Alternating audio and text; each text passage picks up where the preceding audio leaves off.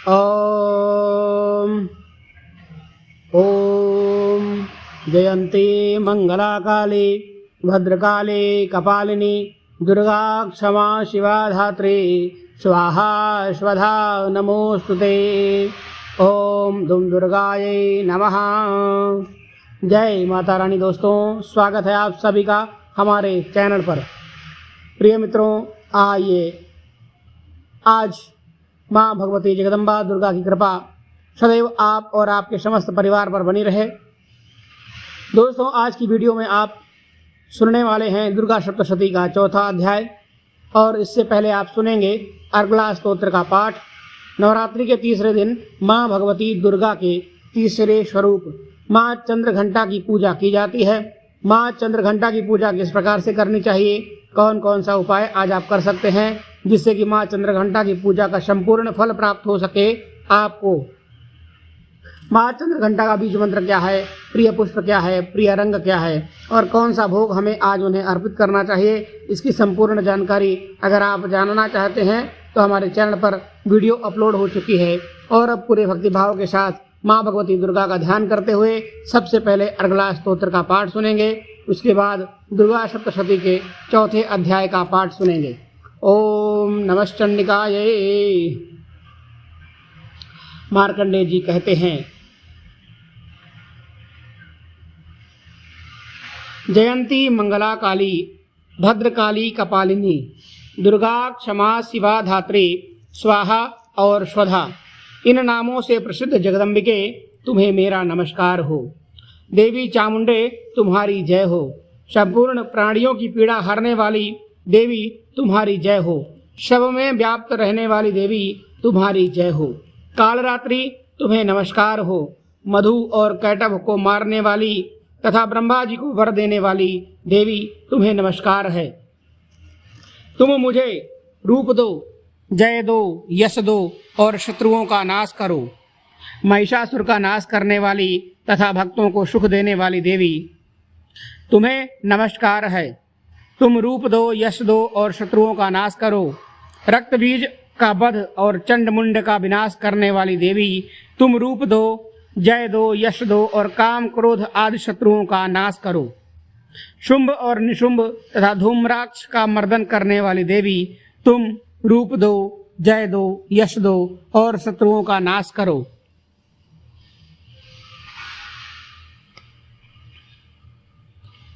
सबके द्वारा वंदित युगल चरणों वाली तथा सर्व सौभाग्य देने वाली देवी तुम रूप दो, जय दो, यश दो और शत्रुओं का नाश करो।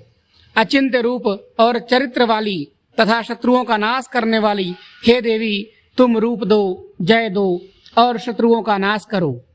पापों को दूर करने वाली चंडिके, जो भक्त तुम्हारे चरणों में मस्तक झुकाते हैं उन्हें सर्वदा रूप दो, जय दो, यश दो और उनके शत्रुओं का नाश करो। रोगों का नाश करने वाली चंडिके, जो भक्ति पूर्वक तुम्हारी स्तुति करते हैं उन्हें रूप दो, जय दो, यश दो और उनके शत्रुओं का नाश करो। चंडिके, इस संसार में जो भक्ति पूर्वक तुम्हारी पूजा करते हैं उन्हें रूप दो, जय दो, यश दो और उनके शत्रुओं का नाश करो। मुझे सौभाग्य और आरोग्य दो, परम सुख दो। रूप दो, जय दो, यश दो और मेरे सभी शत्रुओं का नाश करो। जो मुझसे द्वेष रखते हों उनका नाश और मेरे बल की वृद्धि करो। रूप दो, जय दो, यश दो और मेरे शत्रुओं का नाश करो। देवी, मेरा कल्याण करो। मुझे उत्तम संपत्ति प्रदान करो। रूप दो, जय दो, यश दो और शत्रुओं का नाश करो। हे अंबिके, देवता और असुर दोनों ही अपने माथे के मुकुट की मड़ियों को तुम्हारे चरणों पर घिसते रहते हैं। तुम रूप दो, जय दो, यश दो और शत्रुओं का नाश करो। अपने भक्तजन को विद्वान, यशस्वी और लक्ष्मीवान बनाओ तथा रूप दो, जय दो, यश दो और उसके शत्रुओं का नाश करो। प्रचंड दैत्यों के घमंड को चूर करने वाली चंडिके, मुझे शरणागत को रूप दो, जय दो, यश दो और शत्रुओं का नाश करो। चतुर्मुख ब्रह्मा जी के द्वारा प्रशंसित चार भुजाधारिणी परमेश्वरी, रूप दो, जय दो, यश दो और शत्रुओं का नाश करो। देवी अंबिके भगवान विष्णु निरंतर भक्ति पूर्वक स्तुति करते हैं। तुम रूप दो, जय दो, यश दो और शत्रुओं का नाश करो। हिमाचल कन्या पार्वती के पति महादेव जी द्वारा प्रशंसित होने वाली परमेश्वरी, तुम रूप दो, जय दो, यश दो और शत्रुओं का नाश करो। इंद्र के द्वारा सद्भाव से पूजित होने वाली परमेश्वरी, तुम रूप दो, जय दो, यश दो और शत्रुओं का नाश करो। प्रचंड भुजदंडों वाले दैत्यों का घमंड चूर करने वाले देवी, रूप दो, जय दो, यश दो और शत्रुओं का नाश करो। देवी अंबिके, तुम निरंतर अबाध रूप से भक्ति करने वाले भक्तजनों को आनंद प्रदान करती रहती हो। मुझे रूप दो, जय दो, यश दो और मेरे शत्रुओं का नाश करो। मन की इच्छा के अनुसार चलने वाली, दुर्गम संसार सागर से तारने वाली तथा उत्तम कुल में उत्पन्न हुई मनोहर पत्नी प्रदान करो। जो मनुष्य इस स्तोत्र का पाठ करके दुर्गा सप्तशती का पाठ करता है, वह सप्तशती की जप संख्या से मिलने वाले श्रेष्ठ फल को प्राप्त होता है, साथ ही प्रचुर संपत्ति भी प्राप्त कर लेता है। श्री मार्कंडे पुराणे अर्गला स्तोत्रम श्री माँ दुर्गा दिव्यार्पणमस्तु हो।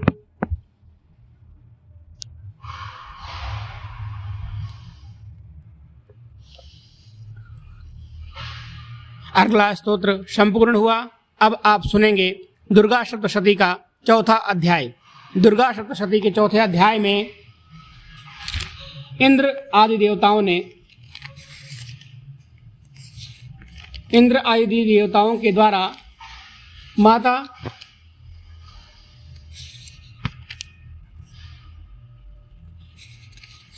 भवानी दुर्गा देवी की स्तुति। इंद्र आदि देवताओं द्वारा देवी की स्तुति।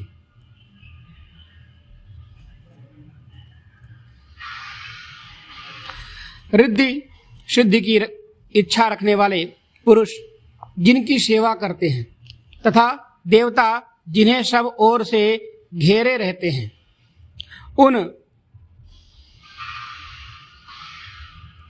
जया नाम वाली दुर्गा देवी का ध्यान करें। उनके श्री अंगों की आभा काले मेघ के समान श्याम है। वे अपने कटाक्षों से शत्रु समूह को भय प्रदान करती हैं। उनके मस्तक पर आबद्ध चंद्रमा की रेखा शोभा पाती है। वे अपने हाथों में शंख, चक्र, कृपाण और त्रिशूल धारण करती हैं। उनके 3 नेत्र हैं। वे सिंह के कंधे पर चढ़ी हुई हैं और अपने तेज से तीनों लोगों को परिपूर्ण कर रही हैं। ऋषि कहते हैं, अत्यंत पराक्रमी दुरात्मा महिषासुर तथा उसकी दैत्य सेना के देवी के हाथों से मारे जाने पर इंद्र आदि देवता प्रणाम के लिए गर्दन तथा कंधे झुकाकर उन भगवती दुर्गा का उत्तम वचनों द्वारा स्तवन करने लगे। उस समय उनके सुंदर अंगों में अत्यंत हर्ष के कारण रोमांच हो आया था। देवता बोले, संपूर्ण देवताओं की शक्ति का समुदाय ही जिनका स्वरूप है तथा जिन देवी ने अपनी शक्ति से संपूर्ण जगत को व्याप्त कर रखा है, समस्त देवताओं और महर्षियों की पूजनीय उन जगदम्बा को हम भक्ति पूर्वक नमस्कार करते हैं। वे हम लोगों का कल्याण करें। जिनके अनुपम प्रभाव और बल का वर्णन करने में भगवान शेषनाग, ब्रह्मा जी तथा महादेव भी समर्थ नहीं हैं। वे भगवती चंडिका संपूर्ण जगत का पालन एवं अशुभ भय का नाश करने का विचार करें। पुण्यात्माओं के घरों में स्वयं ही लक्ष्मी रूप से, पापियों के यहाँ दरिद्रता रूप से, शुद्ध अंतःकरण वाले पुरुषों के हृदय में बुद्धि रूप से, सत्पुरुषों में श्रद्धा रूप से तथा कुलीन मनुष्य में लज्जा रूप से निवास करती हैं। उन आप भगवती दुर्गा जी को हम नमस्कार करते हैं। देवी, आप संपूर्ण विश्व का पालन कीजिए। देवी, आपके अचिंत्य रूप का, असुरों का नाश करने वाले भारी पराक्रम का तथा समस्त देवताओं और दैत्यों के समक्ष युद्ध में प्रकट किए हुए आपके अद्भुत चरित्रों का हम किस प्रकार वर्णन करें। आप संपूर्ण जगत की उत्पत्ति में कारण हैं। आप में सत्वगुण, रजोगुण और तमोगुण, ये तीनों ही गुण विद्यमान हैं। तो भी दोनों के साथ आपका संसर्ग नहीं जान पड़ता है। भगवान विष्णु और महादेव जी आदि देवता भी आपका पार नहीं पाते हैं। आप ही सबका आश्रय हैं। यह समस्त जगत आपका अंशभूत है, क्योंकि आप सबकी आदिभूत आव्याकृता परा प्रकृति हैं। देवी, संपूर्ण यज्ञों में जिसके उच्चारण से सब देवता तृप्ति लाभ करते हैं, वह स्वाहा आप ही हैं। इसके अतिरिक्त आप पितरों की भी तृप्ति का कारण हैं। अतएव सब लोग आपको स्वधा भी कहते हैं। देवी, जो मोक्ष की प्राप्ति का साधन है, अचिंत्य महाव्रत स्वरूपा है, समस्त दोषों से रहित जितेंद्रिय तत्व को ही सार वस्तु मानने वाले तथा मोक्ष की अभिलाषा रखने वाले मुनिजन जिसका अभ्यास करते हैं, वह भगवती परा विद्या आप ही हैं। आप शब्द स्वरूपा हैं। अत्यंत निर्मल ऋग्वेद, यजुर्वेद तथा उद्गीय के मनोहर पदों के पाठ से युक्त सामवेद का भी आधार आप ही हैं। आप देवी त्रयी, तीनों वेद और भगवती छहों ऐश्वर्यों से युक्त इस विश्व की उत्पत्ति एवं पालन के लिए आप ही वार्ता, खेती एवं आजीविका के रूप में प्रकट हुई हैं। आप संपूर्ण जगत की घोर पीड़ा का नाश करने वाली हैं। देवी, जिससे समस्त शास्त्रों के सार का ज्ञान होता है, वह मेधा शक्ति आप ही हैं। दुर्गम भव सागर से पार उतारने वाली नौका रूप दुर्गा देवी भी आप ही हैं। आपकी कहीं भी आसक्ति नहीं है। कैटव के शत्रु भगवान विष्णु के वक्षस्थल में एकमात्र निवास करने वाली भगवती लक्ष्मी तथा भगवान चंद्रशेखर द्वारा सम्मानित गौरी देवी भी आप ही हैं। आपका मुख मंद मुस्कान से सुशोभित निर्मल पूर्ण चंद्रमा के बिंब का अनुकरण करने वाला और उत्तम सुवर्ण की मनोहर कांति से कमनीय है, तो उसे भी देखकर महिषासुर को क्रोध हुआ और सहसा उसने उस पर प्रहार कर दिया। यह बड़े आश्चर्य की बात है। देवी, वही मुख क्रोध से युक्त होने पर उदय काल के चंद्रमा की भांति लाल और तनी हुई भौहों के कारण विकराल हो उठा। उसे देखकर जो महिषासुर के प्राण तुरंत नहीं निकल गए, यह उससे भी बढ़कर आश्चर्य की बात है, क्योंकि क्रोध में भरे हुए यमराज को देखकर भला कौन जीवित रह सकता है। देवी, आप प्रसन्न हो परमात्मा स्वरूपा। आपके प्रसन्न होने पर जगत का अभ्युदय होता है और क्रोध में भर जाने पर आप तत्काल ही कितने कुलों का सर्वनाश कर डालती हैं। यह बात अभी अनुभव में आई है, क्योंकि महिषासुर की यह विशाल सेना क्षण भर में आपके कोप से नष्ट हो गई। सदा अभ्युदय प्रदान करने वाली आप जिस पर प्रसन्न रहती हैं, वे ही देश में सम्मानित हैं। उन्हीं को धन और यश की प्राप्ति होती है। उन्हीं का धर्म कभी शिथिल नहीं होता है तथा वे ही अपने हृष्ट पुष्ट स्त्री पुत्र और भृत्यों के साथ धन्य माने जाते हैं। देवी, आपकी ही कृपा से पुण्यात्मा पुरुष प्रतिदिन अत्यंत श्रद्धा पूर्वक सदा सब प्रकार के धर्मानुकूल कर्म करता है और उसके प्रभाव से स्वर्गलोक में जाता है। इसलिए आप तीनों लोकों में निश्चय ही मनोवांछित फल देने वाली हैं। माँ दुर्गे, आप स्मरण करने पर सब प्राणियों का भय हर लेती हैं और स्वस्थ पुरुषों द्वारा चिंतन करने पर उन्हें परम कल्याणमयी बुद्धि प्रदान करती हैं।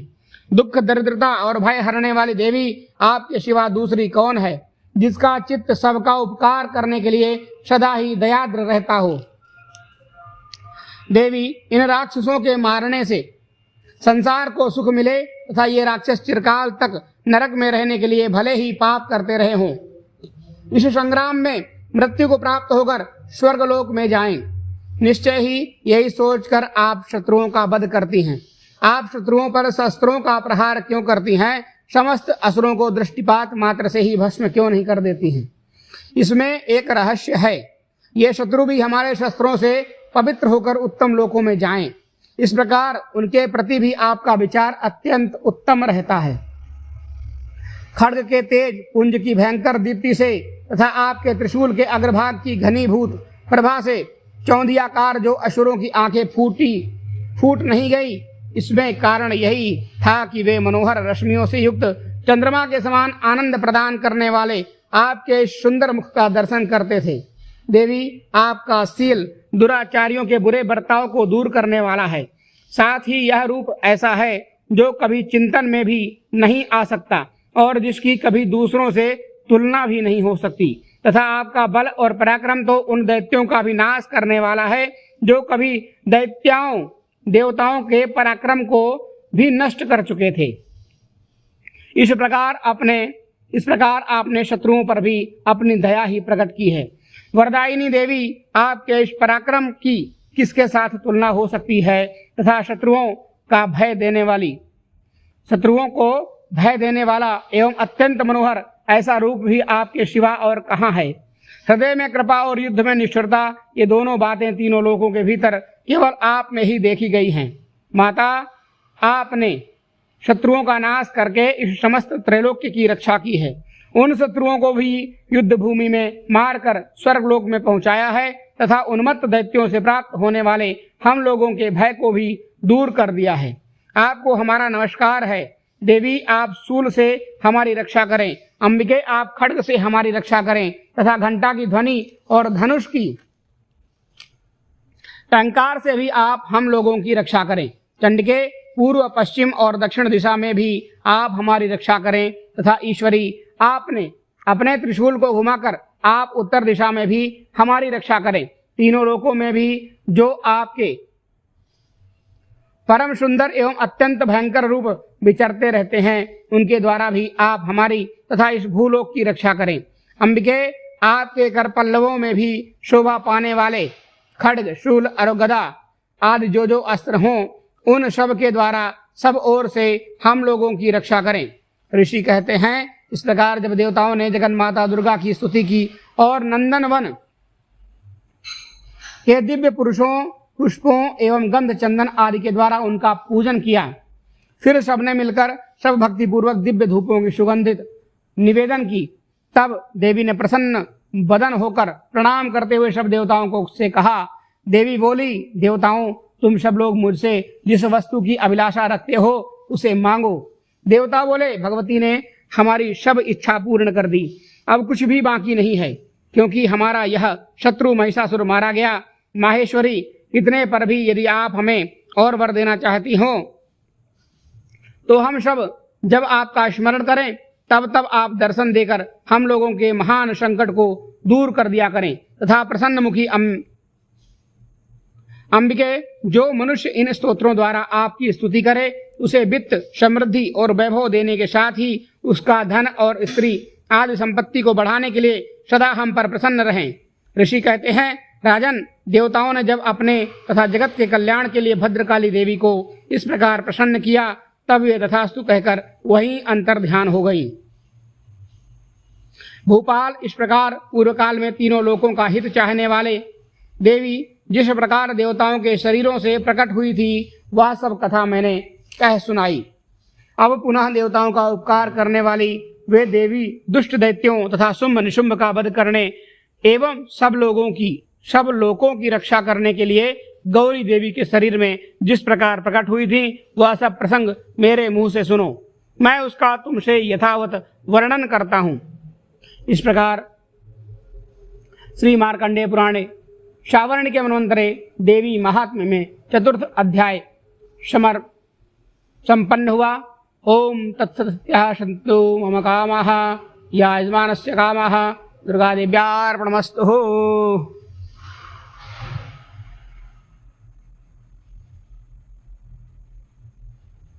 तो दोस्तों, यह था तीसरे दिन की संपूर्ण कथा। कल फिर मिलते हैं आप सभी के बीच एक नई वीडियो लेकर के। तब तक के लिए आप सभी का धन्यवाद। आप सब ने इतना समय दिया, उसके लिए आप सभी का आभार। मित्रों, हमारे इस वीडियो को लाइक ज़रूर कीजिएगा, साथ ही इस वीडियो को अपने दोस्तों के साथ में शेयर कीजिएगा, जिससे उन्हें भी तीसरे दिन की कथा का श्रवण कर सकें, तीसरे दिन की कथा का लाभ प्राप्त कर सकें।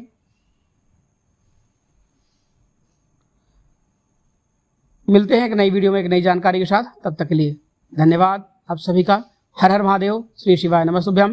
दोस्तों, वीडियो को लाइक ज़रूर कीजिएगा, साथ ही हमारे इस चैनल को भी यदि आपने अभी तक सब्सक्राइब नहीं किया है तो हमारे इस चैनल को भी सब्सक्राइब कर लीजिए और वीडियो को शेयर करना मत भूलिएगा।